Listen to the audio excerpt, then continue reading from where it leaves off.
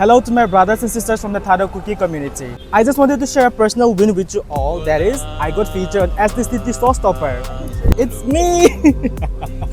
Thank you Akshay Kaushal and Krekishino for this feature. This is such a proud moment because I was featured wearing my Thadou Kuki traditional outfit. This design holds very special meaning. It's created together with the Nordic designer Ninaiba Mangsi. Photographed by Mohit Kumar and makeup by Sharal. Paying tribute to all the Kukizo who lost their life in the violence in Manipur. It symbolizes our struggles, burned homes, silenced children, and the life lost in the ethnic violence. By wearing it, I wanted to show even after everything we've been through, we rise and we will continue to shine and get justice for the lost soul. And also, it's just an honor to be featured alongside with all these artists and creators from the Northeast. It's never been about me, we all grow together. This is just another win I just wanted to share with you all. I hope this makes you happy. I will continue to make you all proud and reach new heights. Thank you for staying here with me on this journey and please continue your valued support. Thank you so much for listening and follow for more fun content. Bye!